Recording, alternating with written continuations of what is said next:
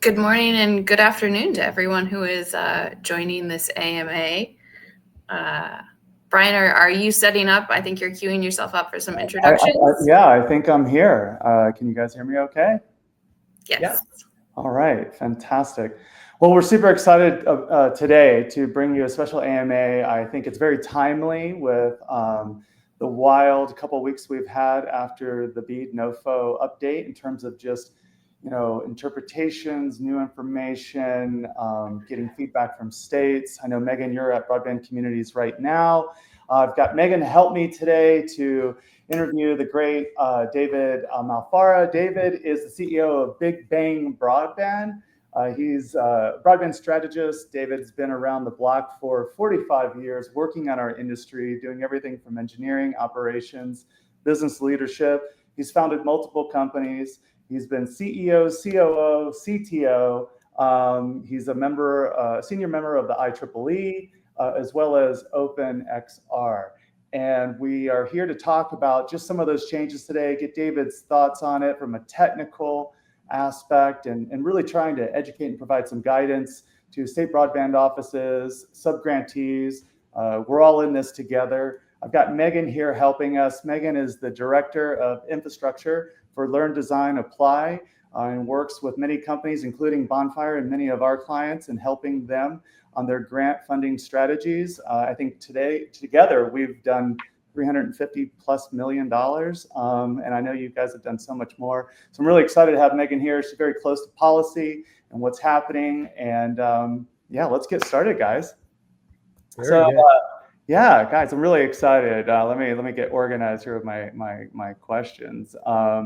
But I guess let's just the amazing background. We're going to talk all things satellite, wireless, fiber, hybrid. I guess today let's just start with the backbone, right? Fiber is the backbone, but it's not everywhere. Our guiding point is what are we thinking about long-term gold standard? But our economics are breaking down in these ultra remote builds. Everyone's only thinking CapEx. Let's talk about it. I mean, I guess why is fiber still the benchmark for long-term broadband success? And Brian, I'm going to make some statements today that sound pretty bold, but it's important to understand that I can back all of those up with empirical data, right? So this is nothing new. These are things that are evolutions of different technologies and the point at which we find ourselves with regard to the maturity of those technologies themselves. Where do I end up? I end up that no low Earth orbit applicant meets the criteria for BEAD. The IIJA criteria, the NOFO criteria, the restructuring policy notice, none of that. And I can prove that. And I can do that in 30 seconds, or I can do that in 4 hours, so that's where we are. Fixed wireless is a little bit different because fixed wireless in isolation certainly doesn't do it. It runs into capacity problems, and it runs into issues with the provision of service during climate events and things of that sort.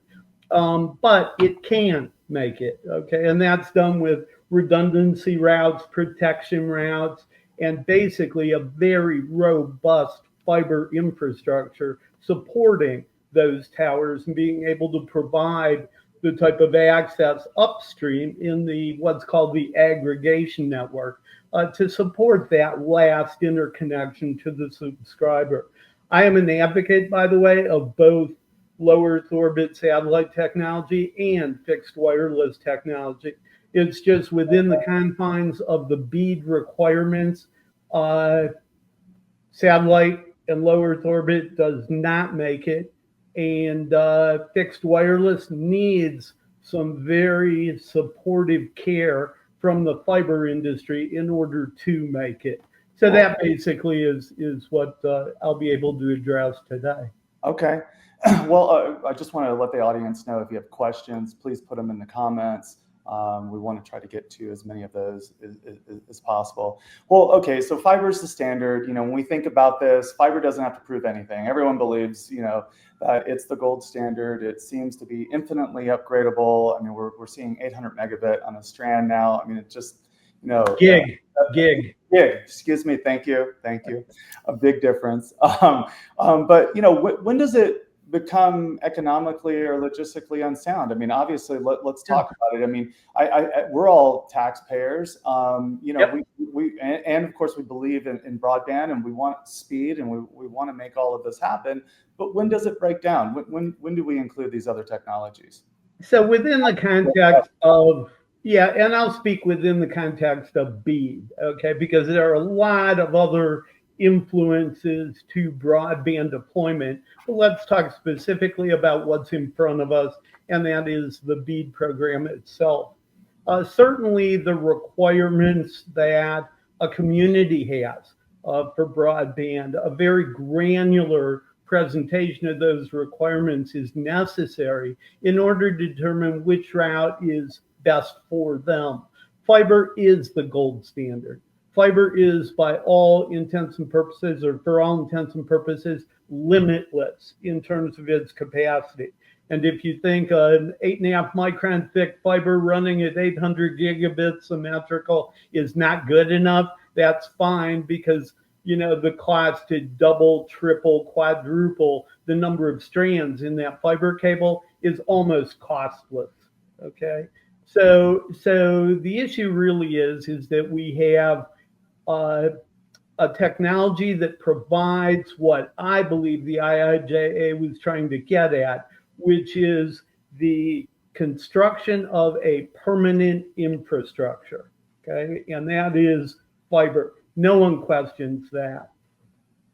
As opposed to turning BEAD itself into a 10-year term contract for service, which is what would be the result of, say, an allocation to Starlink for the entire thing. The second thing that's very important is that the infrastructure allocations, or the monetary allocations of BEAD money, went to states.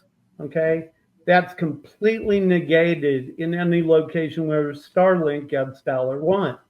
And the NTIA proved that because there is no federal interest period for satellite service. Because what are you going to use as the asset that you're going to retain interest for? Okay, there's lots of them buzzing around at 17,000 miles an hour. Yeah, that one. You know, no, it doesn't work like that. So with fiber, you can actually do that. And you can use that consistency of availability to support, under the BEAD program, other uses of that fiber, of that microduct array, of that conduit, of that handhole or vault or whatever it is you put in. So when the BEAD program itself and the statutory requirements say that you've got to be able to provide for the future, specifically, you've got to be able to provide for 5G or advanced technologies and wireless, and 6G, of course, is being breadboarded right now. And on the application and use side, the ability to support precision agriculture, smart vehicles, smart metering, smart grid, you know, water monitoring and things of that sort that are significant portions of the IIJA, but nevertheless need broadband availability. There's a unique opportunity within IIJA to consolidate those requirements and become very, very efficient at the way in which BEAD money is used as a catalyst for the low cost of all of those other divisions of the IIJA to move forward. And the only medium that does that is fiber. So let's take that real quick. So, and I mean, what's the reality? I mean, I totally agree with David. I mean, we've been preaching that for a long time. If you're doing a road move or this or that, please include some conduit for broadband. But a lot of those organizations just don't work together. We only have days, right, to ultimately get things in. Is this even possible to even think openly about, trying to be that strategic? Brian, so in my opinion, in answer to your question, we don't have days. New applicants have days. Oh, well, exactly. But we're me and Megan are in the trenches with them. So I mean, Megan, is this even something to consider at this moment? I love the idea, David. It's strategic and makes a ton of sense. But like everything. Well, it's statutory and it's based in the NOFO and it's based in the restructuring policy notice. It is the applicant who is encumbered by the requirement to prove that their deployment plan meets the criteria of BEAD. Okay. If we want to mix things with IIJA, I mean, Megan, is that something to even consider at this time? I mean, I guess if they've already considered it, wonderful. But where we're at, thoughts? Yeah, we're not anticipating a huge flurry of new applicants into areas. I think most offices, from what we're hearing, are doing applications between 4 and 10 days. And anyone who puts together a 4-day application, that's not going to be a very competitive application. And I think, a lot of the LEO opportunities, they already kind of put in their applications, they weren't holding back and waiting. And so I don't think it's a strategy many will take to all of a sudden throw in, 1 billion LEO applications that they hadn't done before. Sure. Right. And I think what it will come down to is the offices have to, justify their choices to NTIA, whichever way they do go. Right. And so what is important now is providing that science and data that, David's been talking about in a digestible way to the office, kind of like giving it, here's your justification. You can send it straight to NTIA of why you chose our project, our fiber project, right?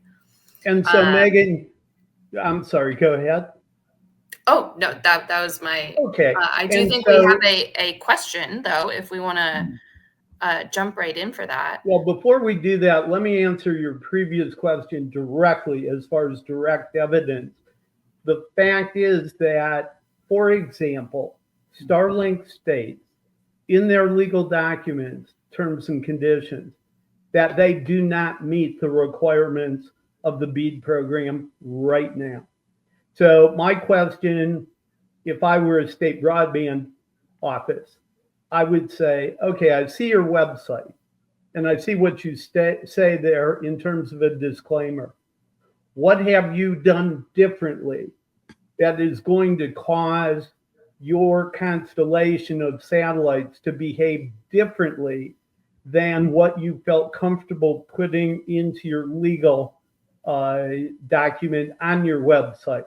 Okay. And see, I'm not sure the offices are going to take the amount of time to kind of do that digging, right? They've got a very tight turnaround. So they're going to have to take a lot at face value. I think whereas before there may have been time for offices to do a much more thorough dig into applicants, I think this, with the new 90-day, clock going, and again, we're not going to have as much room to do, these deep dives. Yeah.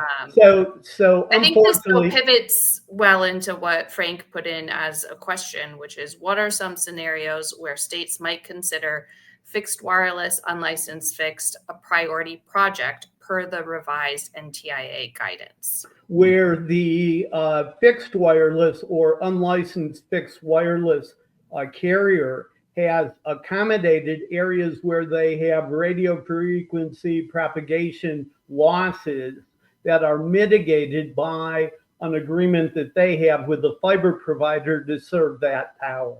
Okay. So in other words, using things like millimeter wave, microwave as backhaul is technology that is dependent upon the geography of the area in question.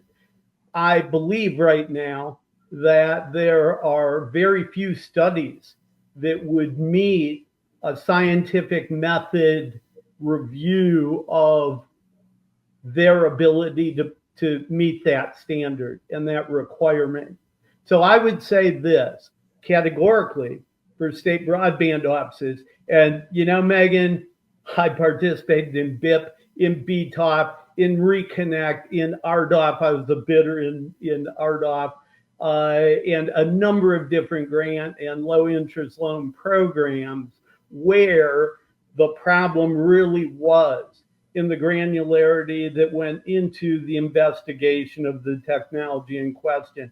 That is, for an engineer, a section where we believe there's an opportunity to improve that and improve your outcomes, or it is an area where you simply do take things at face value and you lose, such as in RDOF. RDOF was supposed to be a $24 billion program. It was to come out in two phases. Phase one was up to $16 billion. Only $9 billion of that was allocated or awarded. And in the long form application process, the majority of fixed wireless carriers missed. So they didn't make it through that process. And we end up with those people who were promised broadband in those locations still not having broadband, and they may wait another 4 years in order to be disappointed again. That's what I'm trying to stop. And the way to stop that is to look at the ways in which the process was flawed in the past.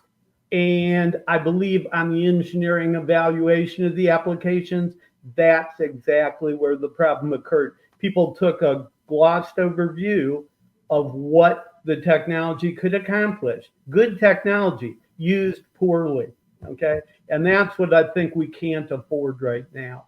So that's an engineer's position, right? So I guess with that being said, though, that is not going to be a part of this process. They're not going to have time, to Megan's point, where we've got just an amazing amount. It's like a tsunami is heading towards them, right? And so for current, just to close us out with the next question, when is it going to make sense for a subgrantee to be able to use those? And what would be the recommendation from your standpoint technically, where it gives them a sound confidence of what they're doing? Is this really what we've been talking a lot lately, you and I, which is hybrid networking, fiber to the cell site? Yes. Whether it's partnering with a current provider or part of their subgrantee application includes getting fiber to that site, but then using wireless in some of the connectivity to the subscribers? I do believe a good next step is to do exactly that. Favor hybrid applications that understand and recognize the value of a deployment of fiber as far out as you can economically get. And then use technologies such as fixed wireless in the licensed and unlicensed spectrum, using millimeter wave where it can be accommodated, to be able to resolve those last 1,000 feet problems that you have. I think about that differently when you ask me about the viability of satellite. And I'll just take 30 seconds and talk about that. Well, one second. That is an awesome topic. And let's before we move on to fixed wireless, Megan, I'm just curious from your standpoint, have you already seen a lot of the subgrantees, including some fixed wireless? And if they haven't, do you believe that they're going to start making some updates to try to include that? Because at the end of the day, what I still keep hearing in the background is it's ultimately going to be what's the average cost per home in the application, right? Yeah, no, and that was something that came up on one of the panels here yesterday. Is there a good strategy in changing an application to a hybrid application? In terms of what our clients are doing, most of them are sticking the course. So we had a few hybrids already, and so those are obviously staying as they are. all of our other clients had fiber applications, and they're sticking with their fiber applications. And they're making their arguments of why that is the right solution, right? I think a lot of people, when we had a hybrid application, it was because it already was not a priority, right? So you already are going in at a risk, but with the understanding that that hybrid solution was what would work. And so I think, for folks who have a full fiber, it's because that's what works, right? Yeah. And so we haven't seen a lot. I think there was discussion yesterday that it could be helpful if that is something that will lower your cost per passing, if it's something that's feasible to do. If you're not already a wireless provider, though, and you only do fiber, this is not the time to all of a sudden say, yeah, we'll throw some wireless in here. We can do that. We'll figure it out after we're awarded, right? You still need to have your business case. And so if it works for your business case, then it could be a strategy. But again, it's a pretty short turnaround. So we actually haven't been hearing too many folks kind of looking at drastically altering the course they're taking. If it wasn't something they had already considered at the get-go. So Megan and Brian, I think you're absolutely right. We're victims of the timing caused by the restructuring policy notice. But let me pull through one issue with regard to fiber. When the bias was in BEAD to go fiber, okay, a change was made in December of last year to the treatment of the federal interest period. Okay, this was before satellite was ever thought of as becoming eligible. Okay, this was in a fiber world, and that was reduced from what the Department of Commerce's normal treatment was, which was for the useful life of the asset. Okay, down to 10 years. And I believe the reason from that was probably private equity's interest in matching the 25% in terms of the value of the fiber build. If we as an agency, NTIA, for example, thought that the majority of the projects were going to be fiber, there's no harm in reducing that from useful life, 30, 40, 50 years, okay, down to 10 years, all right? And they did it. And now all of a sudden, because of that, the evaluation of fiber is limited to 1/5 of its useful life. And that's the mathematics that are needed to be compared in order to determine the benefit. However, the less direct verbiage in the NOFO and in the restructuring notice and in the statute, okay, make state broadband offices look to the future and advance services and the ability to support 5G and other, okay? So if you look at that and give that the weight that it deserves, fiber, of course, comes out as much less expensive in meeting those requirements, those statutory requirements, okay, even though they aren't spelled out in arithmetic, okay? There is not an accounting firm alive that would allow you to negate 4/5 of the useful life of any asset, okay? Yet, the restructuring notice, in concert with the December guidance that was done for a totally different reason, combine to allow that to occur.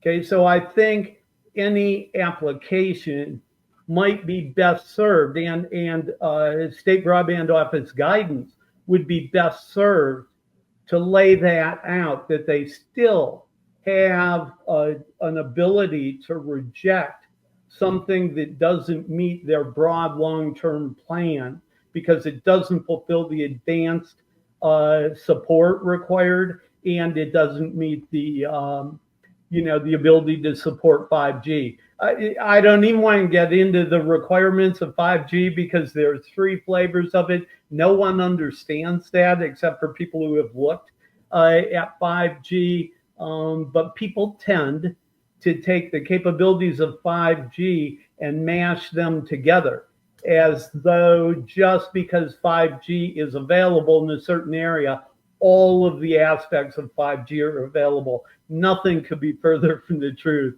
So, if we have... I guess that's a great point to jump onto this question that just popped up from Sid. When we think about wireless, I assume, regeneration of sites. What are the complexities, from doing that? And if I understand the question, that would be really a wireless backhaul kind of scenario, feeding another site wirelessly, right? Yeah, I'll just give you one. Okay, in order to meet the gigabit capabilities of 5G, okay, the ability to support things like precision agriculture, they use millimeter wave to do that. Okay, the higher the frequency, the more bandwidth is available. But the higher the frequency, the greater the propagation loss over distance. So the estimates that have been done in 3GPP, overseeing 5G development, was that 5G towers to support the full complement of 5G need to be no more than 500 to 1,000 feet clear line of sight from the device that's using it. Do that out in rural America, okay? It works in the city. It works for intelligent vehicles, but it's not going to work for your tractor, your John Deere tractor, trying to, figure out what the seed density is that you should lay in this field based on all of the requirements for irrigation, for, sunlight, for everything else, which is what John Deere is doing right now. So what's best is to be able to support, monopole deployments of 5G access points that feed and are fed through fiber to that location or very close. But that's what you're going to need in order to get those promised benefits of 5G. And people don't realize that because we don't go into those discussions. Yeah. What about this though? But in the essence of just BEAD, not the full array of 5G, 100 megabit down, 20 megabit up, 500 to 1,000, 500 to 1,000 feet if you're operating in 5G frequencies. Okay, and maybe 2,000 feet. If you're looking at really going down to only support, by the way, the limits that were actually defined a decade ago as being sufficient. So now we're talking about networks that may not even be completed until 2030. And congratulations, you're going to be able to satisfy what the need was 10 years ago, a decade before.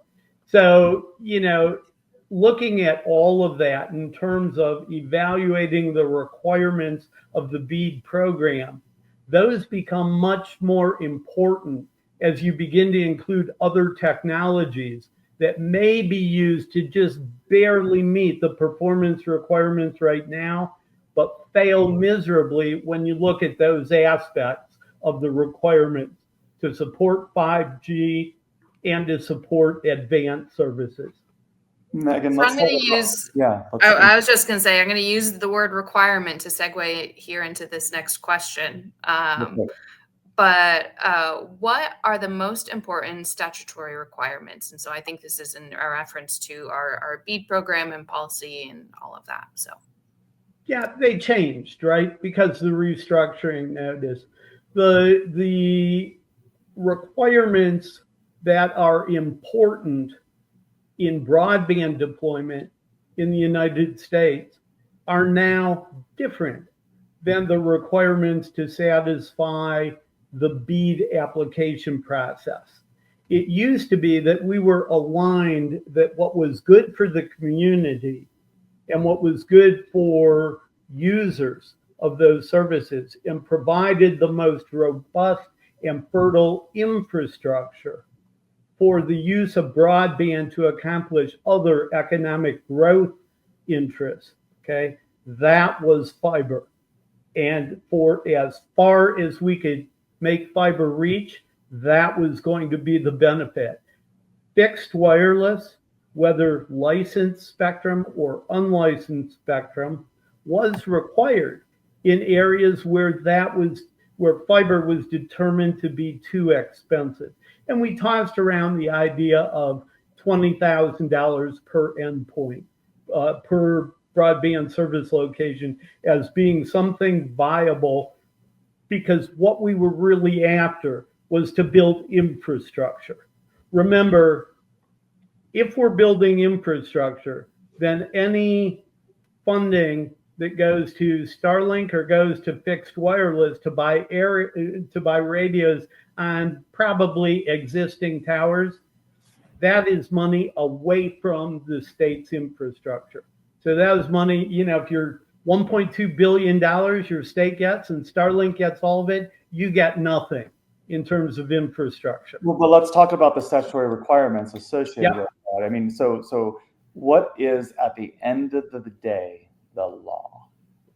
Yeah, so the law is that you've got to provide support for 5G and other advanced services, right? And by the way, well, we won't go into that right now, but I am many times accused, especially in testimony in front of federal courts, of playing lawyer. Judges in courts sometimes don't understand that in order for that to become real, someone like me has to take what a lawyer tells them and translate that into operational characteristics. And that's what I'm trying to do right here, not interpret law. Okay, we have plenty of lawyers to do that. But the issue is the statute, as I understand it, requires you to fulfill those two obligations. And they become, and of course the other ones, the latency, the performance characteristics, 100 down, 20 up, of course. And don't even get me started on the 5 megabit surrogate, because that doesn't fly in any engineering world ever. But those requirements are fairly well defined, but what aren't defined and what are open to interpretation are the ability to accommodate future requirements and the ability to support 5G. Now, what they do is they say 5G. They don't say elements of 5G. They say 5G.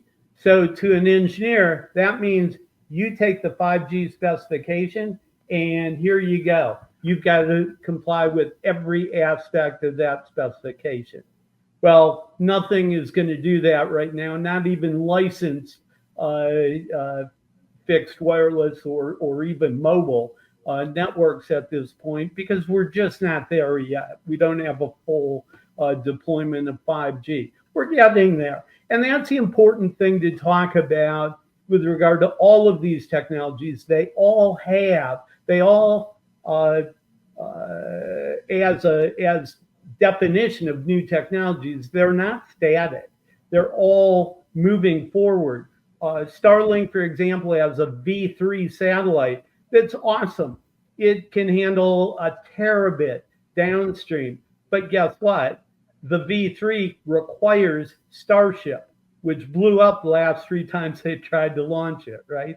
So there are interdependencies that negate the ability in July, August, September of 2025 to reasonably expect that these technologies will be able to handle their requirements under BEAD.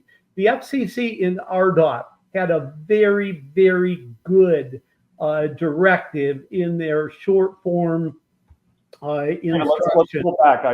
We only have a few more minutes. I'm sorry. Go ahead. Yeah.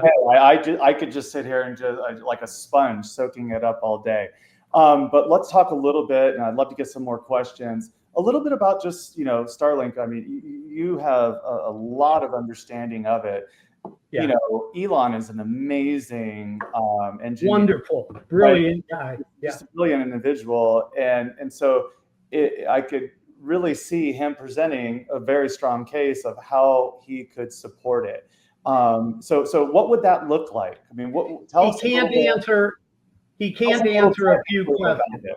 Yeah, he can't answer a few questions that are out of his control. Okay.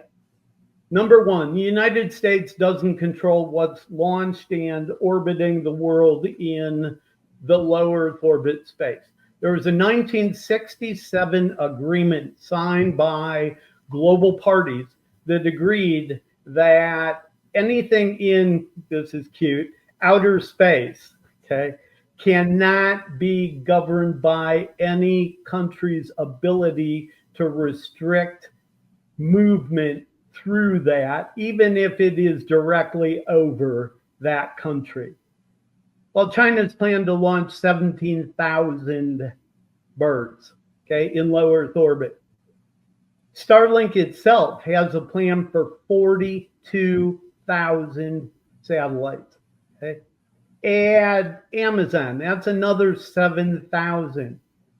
And most of these have already received approval and authorization, okay? So those deployments, right in 2023, Starlink had to perform 25,000 collision avoidance procedures during just that year. They only had 6,000 satellites, and they were the only ones up there virtually, okay? Doing those burns takes away from the useful life of that satellite. So the more you have to do, the less the useful life of that satellite. And they're already only geared to do 5 years, and they have to be totally replaced, okay? So if you add to that, and I am not an astrophysicist in any way, shape, or form, but if you look at studies that MIT has done, that even the country of China has done, it is unsustainable with everyone's plan. How do we equate that in BEAD? That's a risk, okay? No way of denying it. That is a risk to your program, okay? Now, do you know that every user of Starlink service has to switch satellites right now every 15 seconds, okay? At that 15 seconds, because it's traveling 17,000 miles an hour and it's got to catch the next one. Okay? What does that do to latency, David? It's horrible. It can make it for that 15-second period up to 100 milliseconds. Okay. Now add to that all of the other overhead for getting in touch with, Chat GPT or whatever you're using, right? It's additive to that. So now you talk about that happening 4 times a minute. Okay. That's a lot of disruption for that plan. Now that's if everything works right, and all, by the way, adding them up, 66,000 satellites that are expected to be in low Earth orbit of the United States, possibly by 2030, which is the end of the build period. You've got another significant risk. And not all of those satellites are owned by people who are going to play nice. Okay? Let's talk about the performance period associated with Starlink and the other platforms from a statutory requirement. 10 years. And it's not, I saw an article, and I hope the author was simply misinterpreting what happened at the Broadband Communities Conference. Because what I got, or maybe I've misinterpreted and I apologize, but I understand that the author interpreted the requirement as being they must meet the 100 down, 20 up in the latency requirement and continuous performance requirements, okay, by the end of the performance period, and nothing could be further from the truth. In my opinion, and in the opinion of a number of lawyers that I've had look at that and interpret it. So what's the accurate aspect Pardon me? of that performance period? What's that? What's the accurate component? 10 years. 10 years. So 4-year build. And then after that, there is a 10-year performance period that is newly defined and put in place because the government can't impose a federal interest period on the satellites. For terrestrial services, the federal interest period is 10 years. Now remember, all of that was modified down to 10 years with the December guidance document that was created at a time that we all thought fiber was the only thing, statistically going to be deployed or certainly have essentially the majority of the builds. Megan, I want to get your thoughts. When we're talking about performance periods specifically to LEO, do they have 4 years to be able to get it to that period, or as soon as they say they can serve that BSL, does it start? Okay. That is something I want to dig into, because if you go really high in theoretical, like, are you even being technology neutral if no, you're holding these different standards of how soon you have to perform? It would be my understanding currently that LEO would have the same build period as fiber. Like, the build period is the build period. So within 4 years, they would have to have their satellites up. I don't think that timeline changes depending upon the technology. So could I add one caveat that kind of supports Brian, but and yes, Brian, the thing is, the requirement is once Starlink in this case would advise the NTIA that they can provide the service in that area. That is the actual requirement, but they have up to 4 years to notify the NTIA of that. So they might be operational and say, you know what, we're not ready to tell them it's soup yet. So they can wait as long as up to 4 years. That's my understanding. ChatGPT just totally agreed with you guys, so I think we're good. All right. I'd love to get a couple last questions. Megan, anything on your mind, to ask David that you think would be, valuable in this wild period as everyone's, trying to get their head on and trying to present the best applications possible? I mean, I think a lot of what has been discussed and what is helpful is some of these, hard facts that folks can put into an application on why whatever solution, whether it's a hybrid, whether it's a fiber, even if we're advising Starlink on what to put in their LEO application, if they're here listening in, some of that, kind of hard, true facts that can be included in an application, no matter your technology type. I think, some good final thoughts on that. Again, a takeaway for people of here's the science, here's what you should be telling the office. First of all, let me say that via UCLA and other measurement technologies, Starlink has never, ever proven the ability to support sustainable 20 megabit uplink connections. Never. And their own website says that they can support 5 up to as high as 20. Okay. Well, your ceiling shouldn't be the program's floor. Okay. It's you're on pretty thin ice. So that would be a place where if I was a state broadband office, I'm saying, wait, clear this up for me. Okay. Well, and I'm sure that's probably a great way to segue into this last question. And I think we'll button things up today. I mean, oh my goodness, the time flies, right? When you're having fun talking about BEAD. But Tom, he asked a great question here, Dave. We talked about the challenges with the latency, just traveling, through 4 satellites every 1 minute. we didn't talk about the dependency of the ground system of the infrastructure. How does that come into play for them? Certainly, it must have something to do with capacity, and that they'll need more of that. They need with that comment. Yeah, in mind. They need an enormous amount of fiber to support the Earth stations for their LEO constellation. Because remember, although the user, the subscriber, might be interconnected via LEO, the internet is not, right? Unless they make it so. So all of the data centers that we're talking about to support AI, all of the requirements to, that are transcontinental, that go over fiber laying on the bottom of the ocean, all of that needs to be interconnected. And I won't complain, but that's one of the reasons that I think the interconnection requirement of BEAD should have survived, but didn't. Doesn't mean you can't do it though. So, the fact is they're going to need an enormous amount of support. And I think Elon Musk would be the first one to tell you that.